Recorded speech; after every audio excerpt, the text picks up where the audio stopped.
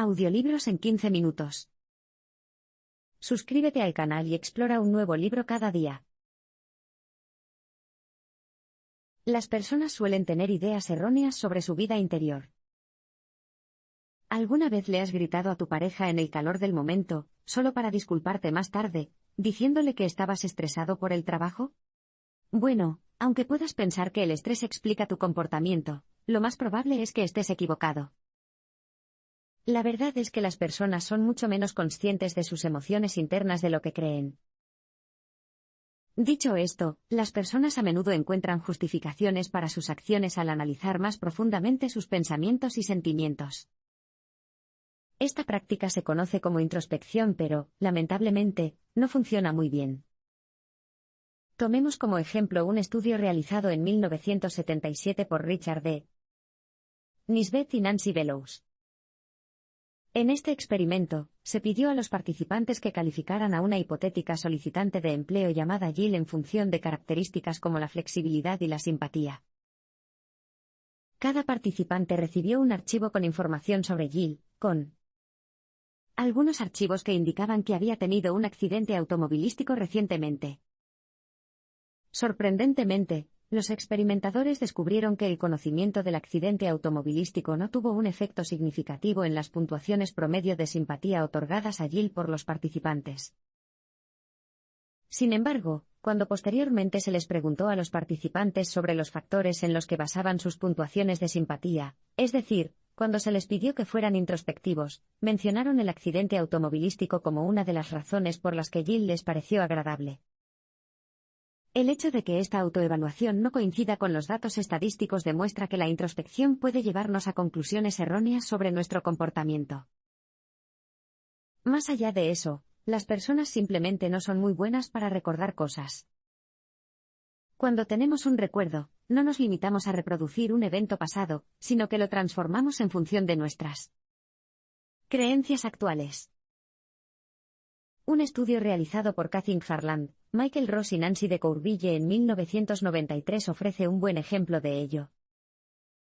Las participantes en este experimento escribieron informes diarios sobre sus ciclos menstruales. Luego, cuando 2 semanas después se les pidió que recordaran cómo se habían sentido, describieron consistentemente que habían sentido más dolor, y que habían sufrido más emociones negativas de las que realmente tenían. ¿Por qué? La mayoría de la gente cree que la menstruación es un proceso doloroso, o al menos se supone que lo es, y las participantes aquí no fueron la excepción. Sostener esta creencia llevó a las participantes a añadir retrospectivamente más dolor a sus recuerdos de la menstruación. El altruismo y el amor existen. Está claro que a los humanos se les puede obligar a hacer cosas horribles, pero no hay nada que salve a la especie humana.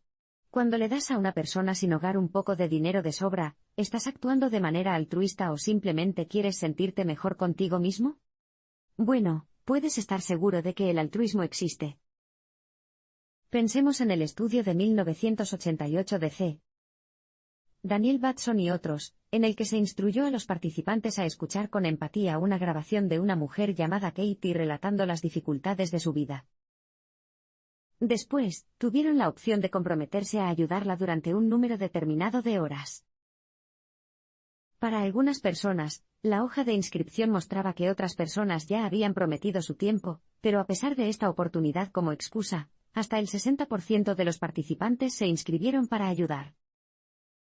Solo querían ayudar a alguien, incluso si sabían que alguien más lo haría si no lo hacían.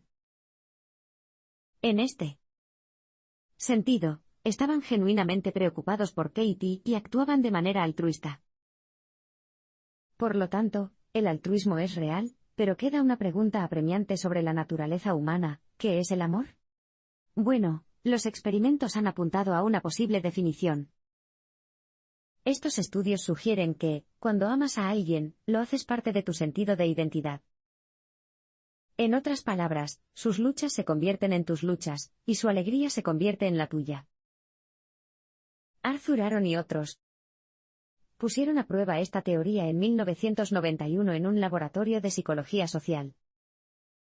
Su experimento pidió a los participantes que clasificaran una serie de descripciones en una de 2 categorías: yo o no yo.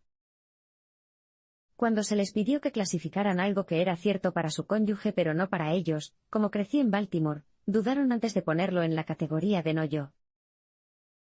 ¿Por qué dudaron? Los experimentadores argumentaron que esto se debía a que los participantes asociaron la descripción personal de su cónyuge con la suya propia, es decir, vieron a sus cónyuges y sus experiencias como parte de sí mismos. Valoramos las cosas por las que nos hemos sacrificado, y las que se presentan de manera favorable. Tomamos innumerables decisiones todos los días, desde cómo pasar nuestro tiempo libre hasta qué comer para cenar. Pero, ¿qué procesos psicológicos influyen en estas decisiones? Bueno, tendemos a valorar más las cosas si hemos invertido mucho para conseguirlas, incluso si en realidad no son muy buenas. Elliot Aronson y Jackson Mills lo muestran en un estudio de 1951, se obligó a los participantes a soportar una iniciación embarazosa leyendo un pasaje lascivo en voz alta a un experimentador, como medio de entrar en un grupo de discusión sexual ficticio. Una vez que estos participantes superaron esta prueba, se les permitió escuchar una sesión grupal que los experimentadores hicieron intencionalmente aburrida. La recompensa que recibieron estos participantes no estuvo a la altura de sus expectativas dado su sacrificio inicial, por lo que simplemente se convencieron de que la recompensa era mejor de lo que era, sobrevalorando la sesión en comparación con aquellos que no habían pasado por la iniciación. La cuestión aquí es que valorar las cosas en función del sacrificio necesario para lograrlas tiende a producir malas decisiones. Más específicamente, hace que nos resulte más difícil reducir nuestras pérdidas.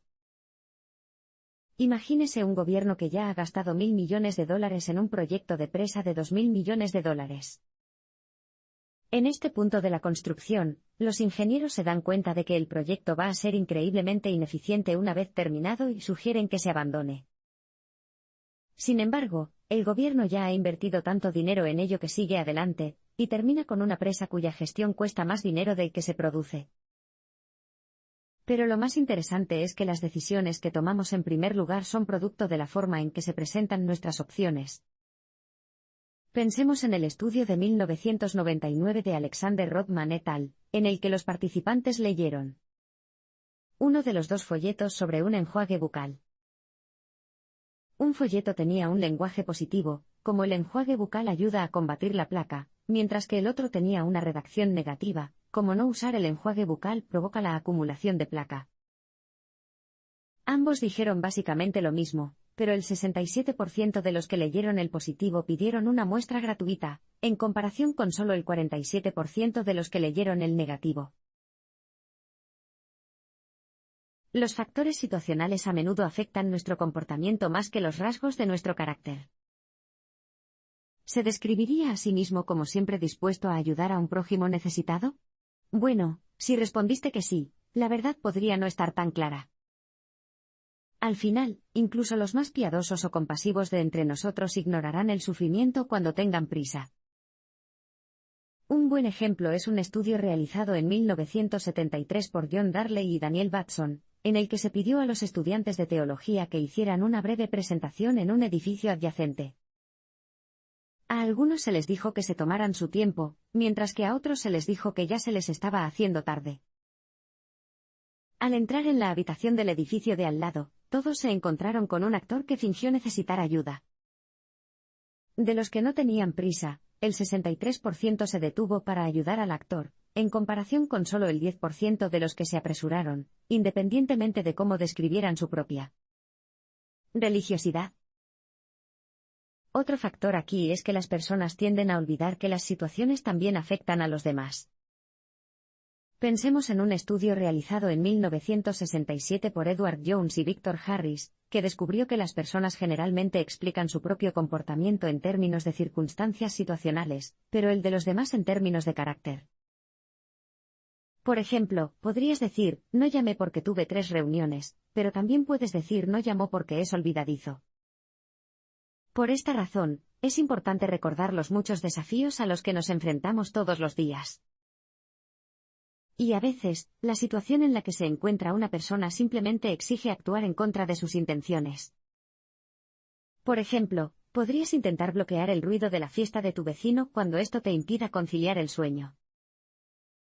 Si estás estresado, no tendrás la fuerza de voluntad necesaria para eliminar el ruido de tu mente, lo que hará que pienses más en ello, y hará que el sonido parezca más fuerte. En tales situaciones, en realidad tiene sentido hacer lo opuesto a lo que uno quiere hacer, bueno, al menos según un estudio realizado por Matthew Ansfield y otros, en 1996. En este experimento, los participantes que escuchaban música a alto volumen se dormían más rápido, cuando hacían un esfuerzo consciente por mantenerse despiertos. Nuestros procesos mentales hacen que juzguemos mal ciertas situaciones. Todos los días nos encontramos con situaciones nuevas y extrañas. Entonces, ¿cómo afrontamos estos encuentros? ¿Funcionan nuestras estrategias? Al principio, siempre tomamos las cosas al pie de la letra. Según un estudio realizado en 1993 por Daniel Gilbert et al., aceptamos todo lo que vemos y solo más tarde volvemos a cuestionar su exactitud. Es en este punto cuando decidimos si debemos seguir aceptándolo o cambiar de opinión. Para demostrarlo, en el estudio anterior, los participantes leyeron declaraciones verdaderas y falsas sobre un acusado en juicio, y luego les pidieron que sugirieran una sentencia de cárcel.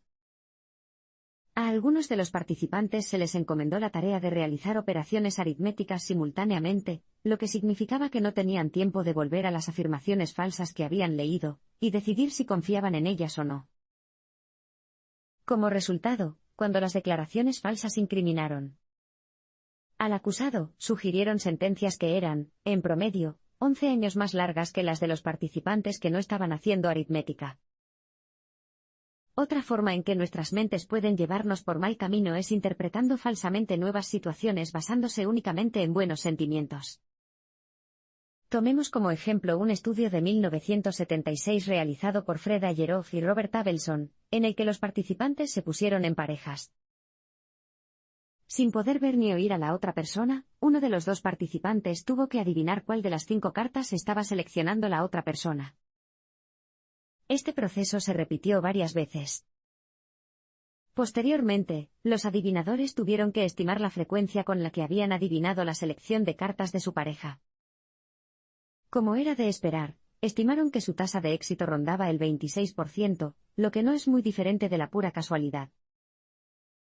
Pero esta es la parte extraña. Un grupo de participantes se reunió con sus compañeros antes del experimento para realizar algunas rondas de práctica. Durante esta sesión, se les permitió hablar entre sí, y decir en voz alta lo que pensaban. Cuando se les pidió a estos adivinos que estimaran su tasa de éxito al adivinar qué carta había seleccionado el otro, informaron que tenían una tasa del 50%. Reunirse previamente y hablar entre ellos mientras hacían el ejercicio había fomentado un grado de intimidad entre los participantes, lo que los experimentadores denominaron buen rollo. Los participantes que sintieron estas buenas vibraciones creían que tenían una conexión telepática con sus compañeros participantes. Aceptamos la ficción como realidad para ayudarnos a lidiar con el mundo que nos rodea. Acabas de aprender cómo las personas suelen juzgar mal las situaciones nuevas, pero, ¿qué otros procesos nos ayudan a afrontar el mundo, para bien o para mal? Para empezar, la gente tiende a engañarse a sí misma haciéndose creer que todo está bien. Imagina que sospechas que tienes una enfermedad grave. Has leído que uno de los síntomas de la enfermedad es la pérdida de apetito, y lo lógico sería acudir al médico cuando se sospecha algo. Sin embargo, como demuestra un estudio realizado por George Quattrone y Amos Tversky en 1980, lo más probable es que tomes una ruta diferente. En lugar de ir al médico, pensará que, si no ha perdido el apetito, no es posible que tenga la enfermedad. Como resultado, inconscientemente te esfuerzas por comer más de lo que quieres, intentando demostrarte que no estás enfermo. Otra forma en que las personas le dan sentido al mundo es mediante la formación de estereotipos de género que les permitan racionalizar los roles sociales. Un estudio realizado en 1990 por Kurt Hoffman y Nancy Hearst presentó 2 razas alienígenas ficticias a los participantes. Los llamaron acnianos y orintios y dijeron a los participantes que una especie estaba compuesta principalmente por criadores de niños, mientras que la otra se dedicaba principalmente a los negocios y la industria. Los participantes se apresuraron a describir la especie que se dedica a la crianza de niños como sensible, y la que tiene principalmente tipos de negocios como la más segura de sí misma y asertiva de las dos. Una vez que los participantes conocieron los diferentes roles sociales de estas especies, utilizaron fácilmente la información para inferir sus personalidades. En parte, esto es lo que ocurre con los estereotipos de género en nuestra sociedad. No es ningún secreto que la mayoría de los directores ejecutivos son hombres, y podemos racionalizar esto asumiendo que los hombres son simplemente más asertivos que las mujeres, razón por la cual constituyen la mayoría de los directores ejecutivos. Sin embargo, el estudio sobre la raza extraterrestre apunta a una realidad que es al revés. Creemos que los hombres son asertivos simplemente porque muchos de ellos son directores ejecutivos. La lealtad y la presión del grupo tienen un gran impacto en nuestro comportamiento. ¿Actúas de manera diferente cuando estás solo que cuando estás con otras personas? La mayoría de las personas lo hacen, por eso vemos el mundo a través de los ojos del grupo al que pertenecemos. Consideremos un estudio realizado por Albert Astorf y Hadley Cantrill en 1954. El experimento preguntó a los estudiantes de Princeton y Dartmouth su opinión sobre un reciente y polémico partido de fútbol entre las dos escuelas. De los fanáticos de Princeton, el 90% culpó a Dartmouth por la instigación del juego sucio, mientras que los fanáticos de Dartmouth culparon a Princeton en números comparativamente altos. Dicho esto, es mucho menos probable que las personas se identifiquen con su equipo si éste pierde o si están tratando de proteger su ego. Esto es lo que muestran Robert Cialdini y otros en su serie de estudios de 1976.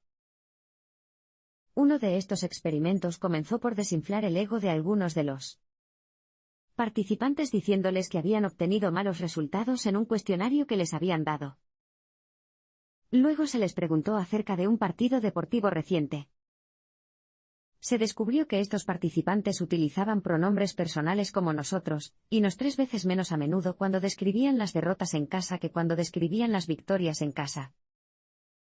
Esto demuestra que, cuando las personas se sienten deprimidas, tratan de alejar cualquier afiliación negativa. Sin embargo, algunas presiones grupales son prácticamente ineludibles, como es el caso de las normas sociales, las reglas comúnmente compartidas que definen el comportamiento apropiado. Un ejemplo sencillo de normas sociales es la forma en que las personas tienden a decir por favor y gracias. Estas normas pueden ser muy poderosas, y el estudio de 1955 de Solomon Asch lo demuestra. En este experimento, se preguntó a los participantes cuál de las 3 líneas de una sola tarjeta coincidía con la línea de otra. Realizaron la tarea con éxito el 99% de las veces. En una segunda parte del experimento, los participantes fueron agrupados en un grupo de actores, que también se hicieron pasar por participantes. Estos actores habían recibido instrucciones de dar la misma respuesta incorrecta cuando se les pedía que combinaran líneas de 2 cartas. En este grupo, los participantes reales dieron respuestas incorrectas entre el 31 y el 37% de las veces. El deseo de adherirse a la norma del grupo les hizo dar respuestas que sabían que estaban equivocadas. Curiosamente, esta cifra se redujo a menos del 10% cuando solo uno de los actores dio las respuestas correctas, lo que demuestra que, si bien las normas son persuasivas, una sola voz disidente puede contribuir en gran medida a romper su hechizo. Los grupos permiten el mal comportamiento de las personas. Está claro que el comportamiento humano es diferente en los grupos, y la presión del grupo puede obligarnos fácilmente a hacer cosas malas. Para empezar, cuantas más personas estemos cerca, menos probabilidades tendremos de ayudar, principalmente porque difundimos la responsabilidad. Si alguien se queda sin aliento en la calle, cuanta más gente pueda ayudar, menos responsable se sentirá cada uno de ellos. Este hecho se demostró en el estudio de 1968 de John Darley y Viv Latané, en el que los participantes se sentaron solos en una habitación y escucharon una grabación de alguien que tenía una convulsión. Cuantas más personas creyeran que había en las habitaciones contiguas, era menos probable que detuvieran el experimento y fueran a ofrecer ayuda.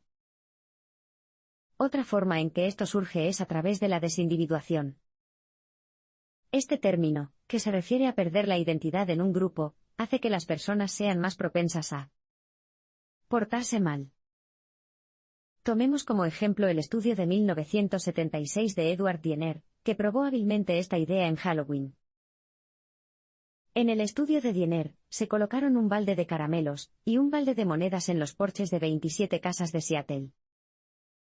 Luego, los que pedían truco o trato eran recibidos por un actor que les indicaba que solo se llevaran un caramelo antes de volver a entrar. ¿Crees que los niños siguieron esta regla? Bueno, cuando estaban solos, o cuando el actor los seleccionaba preguntándoles su nombre, la mayoría lo hacían. Pero cuando los niños formaban parte de un grupo anónimo, desobedecían fácilmente y se llevaban más caramelos, monedas o ambos en un 57% de las veces. Por último, cuando se excluye a las personas de los grupos, esto puede llevar a un comportamiento antisocial extremo, e incluso a la violencia. El trágico caso de los estudiantes de Colorado Eric Harris y Dylan Klebold es un ejemplo destacado. El 20 de abril de 1999, se lanzaron a disparar en la escuela secundaria de Columbine, matando a 13 e hiriendo a 24 antes de quitarse la vida. En sus diarios, se descubrió que ambos niños habían sido condenados al ostracismo por sus compañeros. La atracción y el prejuicio están motivados por factores subconscientes. Es bastante obvio que algunas personas nos gustan y otras no nos entusiasman tanto. Pero, ¿por qué es esto? Resulta que a menudo preferimos a ciertas personas solo porque pasamos tiempo con ellas. Este fenómeno se conoce como efecto de exposición. Cuanto más nos exponemos a una persona o cosa, más la disfrutamos. Este concepto fue demostrado por Theodore Mita en su estudio de 1977 sobre los rostros de las personas. Mita obsequió a las parejas participantes con dos imágenes del rostro de la pareja femenina.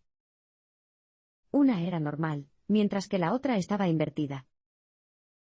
La pareja que aparecía en la foto prefería la imagen invertida porque estaba acostumbrada a verse en el espejo, mientras que su pareja prefería la imagen normal, ya que estaba acostumbrado a verla cara a cara. Más allá de eso, cuando se trata de encontrar personas atractivas, solo se necesita creer que son guapas. Esto se conoce como confirmación conductual, un fenómeno en el que, si crees que alguien tiene una cualidad en particular, te comportarás de una manera que la fomente.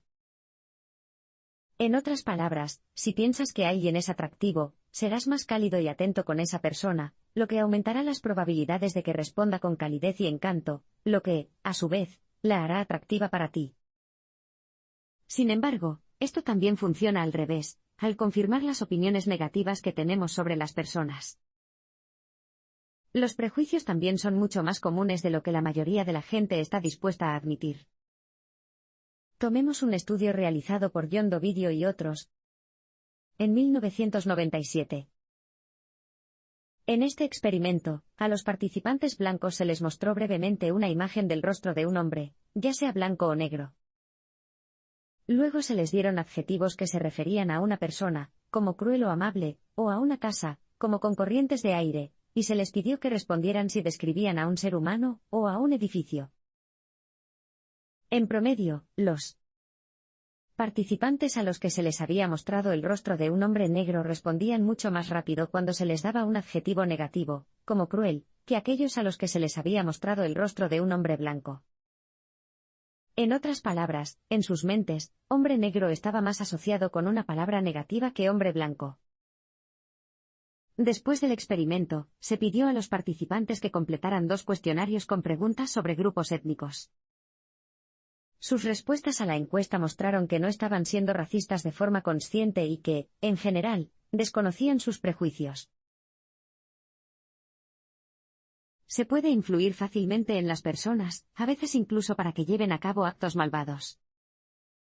A menudo deseamos poder hacer que la gente haga o piense lo que queremos, y existen algunas buenas tácticas para que esto suceda. Para empezar, podemos cambiar las opiniones de las personas haciendo que tomen voluntariamente una acción que contradiga sus puntos de vista. Estas contradicciones entre lo que hacemos y lo que creemos crean una sensación de disonancia cognitiva.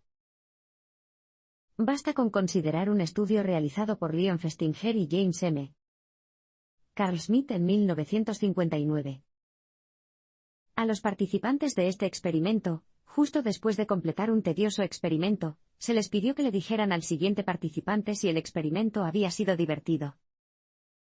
Los investigadores idearon una historia elaborada para convencer a los participantes de que transmitir una impresión positiva a los siguientes participantes, que en realidad eran actores, sería de gran ayuda para el estudio. Cuando los primeros participantes mintieron sobre su visión del experimento, experimentaron una disonancia cognitiva cuando decían una cosa, pero experimentaron algo completamente diferente. Para manejar esta disonancia, los participantes simplemente modificaron y mejoraron su creencia original. Más tarde, informaron que, después de todo, el experimento no había sido tan terrible. De esta manera, al lograr que los participantes actuaran voluntariamente en contra de sus propios puntos de vista, los experimentadores los habían cambiado de manera efectiva. Las figuras de autoridad son otro medio de hacer que las personas actúen de manera diferente y, a veces, incluso que realicen actos indescriptibles. Esto es lo que mostró el famoso estudio de Stanley Milgram de 1963. En el estudio de Milgram, un actor con una bata de laboratorio informó falsamente a los participantes de que iban a dar una serie de golpes a un supuesto compañero participante como parte de un estudio sobre la enseñanza y la memoria. La falsa máquina de descarga utilizada para ello tenía una serie de interruptores, cuya salida supuestamente oscilaba entre 30 y 450 voltios, e incluso incluía una opción marcada como 30. Cuando el coparticipante, también actor, respondía incorrectamente a una pregunta, el participante de los controles administraba la descarga y luego aumentaba la tensión. Si dudaban en llevar a cabo la tarea, el actor de la bata blanca los animaba a continuar. Entonces, ¿hasta dónde lo llevaron? Bueno, tras la descarga de 315 voltios, el supuesto coparticipante voló contra la pared antes de quedarse en silencio absoluto. Sin embargo, el 65% de los participantes que estaban detrás de los controles lo hicieron hasta el final, dieron una descarga de 450 voltios e incluso llegaron a utilizar la función 30. Esto solo demuestra hasta qué punto se hunde la gente cuando obedece ciegamente las órdenes.